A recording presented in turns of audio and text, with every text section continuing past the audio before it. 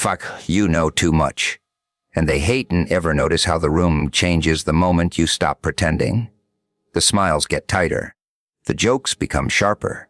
Suddenly, people who once welcomed you begin watching you with quiet suspicion. Strange, isn't it?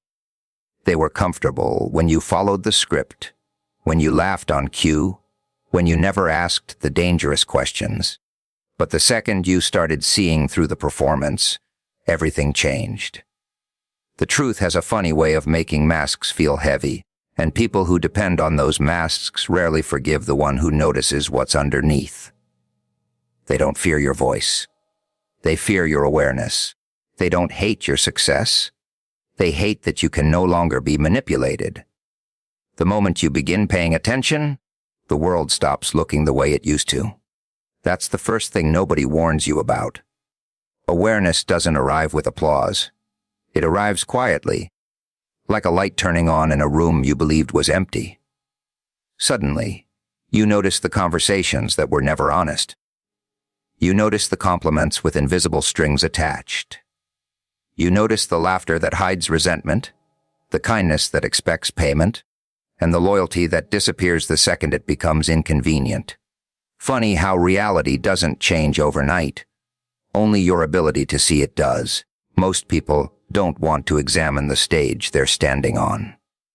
They'd rather admire the painted scenery than look behind the curtain. It's comfortable there. Safe. Predictable.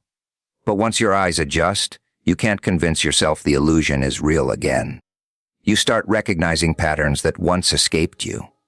The same promises repeated by different faces. The same betrayals wrapped in different excuses. The same smiles delivered with different intentions. Everyone thinks they're original, yet so many wear identical masks. That's when people become uncomfortable around you. Not because you've become cruel, but because you've stopped being easy to fool. The old tricks no longer work. Empty praise doesn't impress you. Manufactured guilt doesn't control you. Cheap manipulation loses its power the moment it's recognized. It's almost disappointing how fragile these games become once they're exposed. A magician's greatest enemy isn't another magician. It's the audience that already knows where the card is hidden. The strange part is that awareness doesn't make life easier. It often makes it lonelier. You begin noticing how often people trade honesty for approval. How many friendships survive only because nobody says what they're really thinking. How often silence is purchased with comfort. The louder the crowd celebrates appearances, the more obvious the emptiness becomes. Everyone is smiling, yet everyone is exhausted from pretending. Some will accuse you of changing. They're right. You did. You stopped confusing noise with truth. You stopped mistaking attention for respect. You stopped believing that confidence always belongs to the smartest person in the room. Sometimes the loudest voice is simply trying to drown out its own fear. Awareness is dangerous because it removes excuses. Once you see manipulation, you can't call it kindness. Once you recognize deception, you can't mistake it for love. Once you understand someone's intentions, every future action starts making perfect sense. The puzzle pieces were always there. You were simply taught to admire the picture on the box, instead of looking at the pieces scattered across the floor. Truth doesn't raise its voice. It doesn't chase attention or beg to be believed. It simply exists, waiting patiently while people decorate lies until they mistake them for reality. That's the strange thing about deception.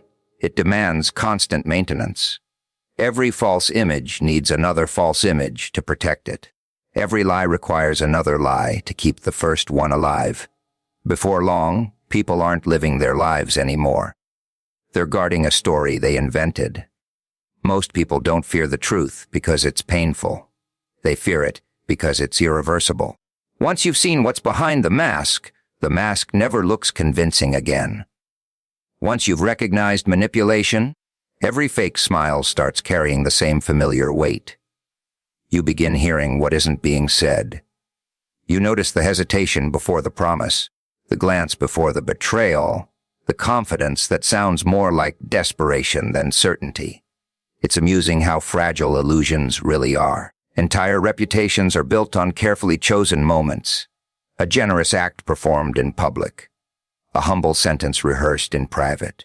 A perfect image polished until everyone forgets to ask who benefits from believing it. People applaud the performance without ever questioning the script. They don't want authenticity.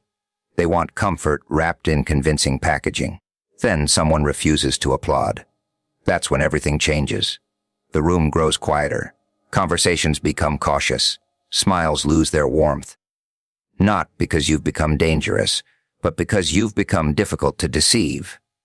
You stopped accepting appearances as evidence.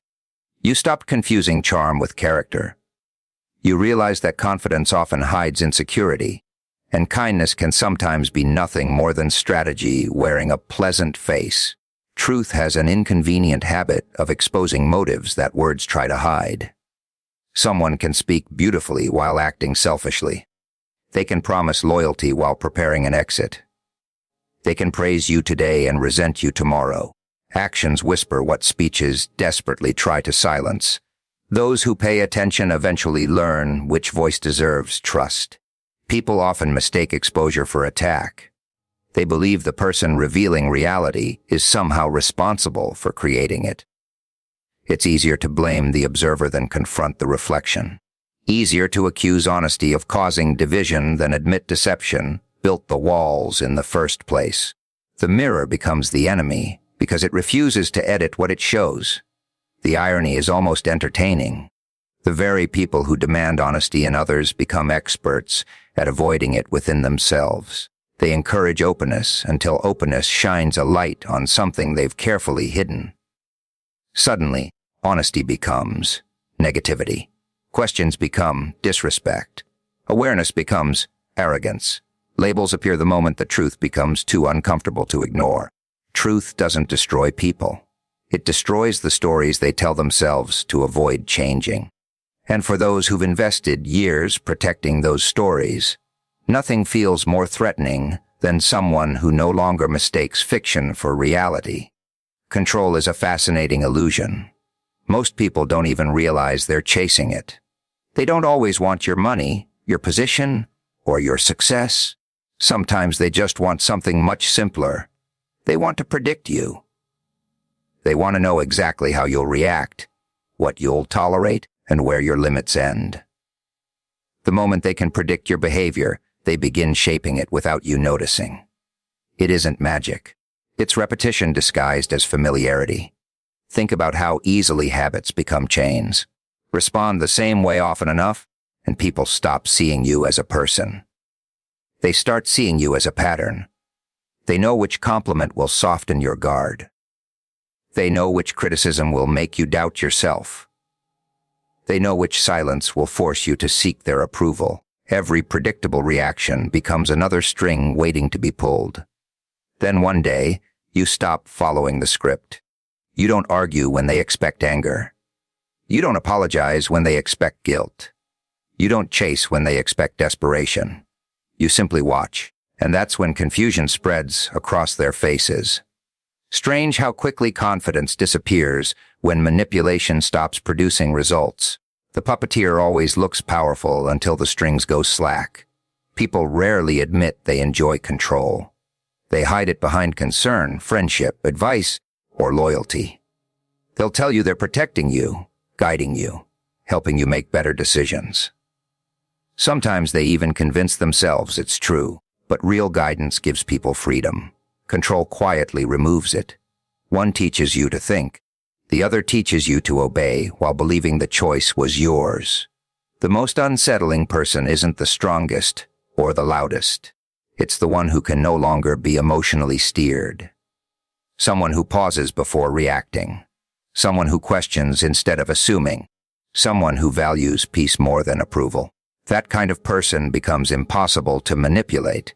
Because every attempt is met with observation instead of emotion, it's remarkable how uncomfortable people become when they lose influence over someone they once controlled. Suddenly, you're called distant, difficult, cold, arrogant. Not because your character changed, but because their access did. The labels arrive the moment their shortcuts stop working. They don't miss who you were. They miss how easily they could direct you. Control depends on expectation. It survives because people believe you'll keep playing the same role forever. The dependable one, the forgiving one, the guilty one, the people pleaser. Break that expectation once, and the entire relationship begins to reveal its true foundation. Was it built on respect, or was it built on convenience? The funny thing is, freedom doesn't begin when other people stop trying to control you. It begins the moment you recognize the invisible strings, smile at the hands holding them, and quietly decide they no longer reach you. Knowledge has a strange effect on people. The more you understand, the less you need to be impressed. Suddenly, expensive words lose their shine. Loud confidence sounds rehearsed. Perfect reputations begin revealing tiny cracks no one else seems willing to notice. It's not because you've become cynical. It's because you've learned that appearances are often the least truthful part of a person. Most people reveal themselves long before they realize they're speaking. Not through grand speeches or dramatic confessions, but through patterns. The promises they keep forgetting. The respect they only show when someone is useful. The kindness that disappears the moment there's nothing left to gain. Every action leaves a fingerprint, and knowledge teaches you how to recognize it. It's almost amusing how desperately people protect their hidden motives. They wrap selfishness in generosity. They disguise jealousy as advice. They call control love, manipulation, concern, and convenience, loyalty. The labels change, but the intention remains the same. A wolf doesn't become a sheep because it borrowed white wool. It only becomes harder to recognize from a distance. The dangerous part isn't that people wear masks. Everyone wears one from time to time. The dangerous part is believing the mask forever. That's where knowledge changes everything. It teaches you to stop listening only to words and start paying attention to contradictions. Someone says they respect honesty, yet punishes anyone who tells the truth. Someone claims to value loyalty, yet disappears when loyalty becomes inconvenient. Someone speaks endlessly about trust, while quietly giving everyone reasons to question them. Once you begin noticing these contradictions, conversations become different. Every pause carries meaning. Every forced smile raises questions. Every perfectly timed compliment feels calculated instead of sincere. People assume they're hiding their intentions because they've mastered their expressions. They forget that habits are louder than emotions. You can control your face for a moment, but controlling your character every single day is another story entirely. That's why awareness unsettles those with hidden agendas. They can fool someone who only listens. They struggle with someone who observes. They expect reactions, not reflection. They rely on distractions, not attention. The moment you stop accepting everything at face value, their carefully built performance begins losing its audience. Some will accuse you of overthinking.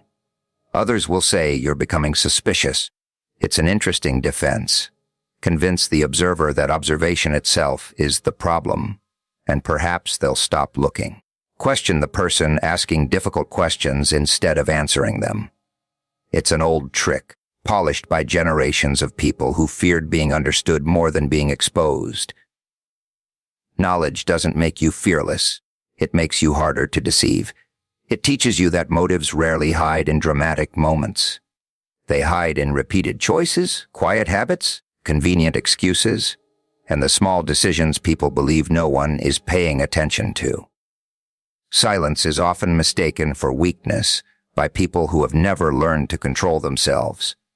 They assume that if you aren't defending yourself, you've already lost.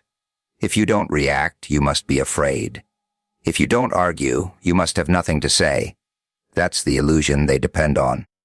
They believe every battle is won by the loudest voice, never realizing that noise is usually the first refuge of someone losing control. The world rewards reactions because reactions are predictable. Anger can be manipulated. Fear can be exploited. Desperation can be directed wherever someone wants it to go. But silence refuses to play by those rules.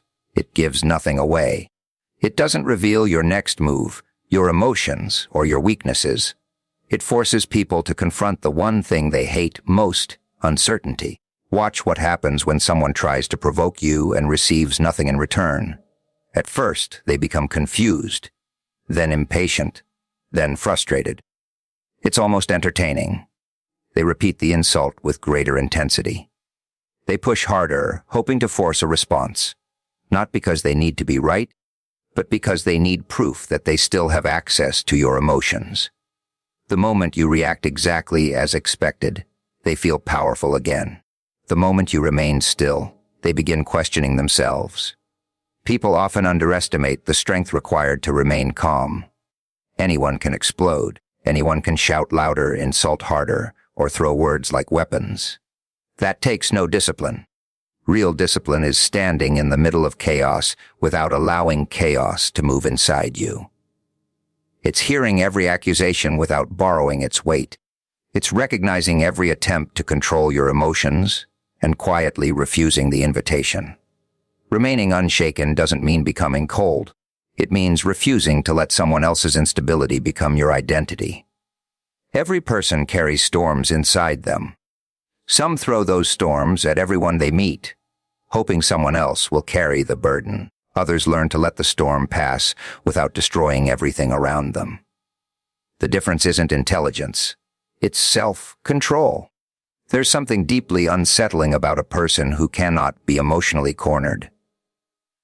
They don't rush to explain themselves. They don't beg for understanding. They don't chase approval from people determined to misunderstand them. Their confidence doesn't depend on winning every argument, because they know the loudest victory is often the emptiest one. Those who seek control become restless when silence replaces conflict. They expected anger and found patience. They expected panic and found clarity. They expected another player in the game, only to discover someone who had already walked away from the table. That's when they realized the greatest power was never in speaking the perfect words. It was in refusing to surrender your peace to people who only feel important when they can disturb it.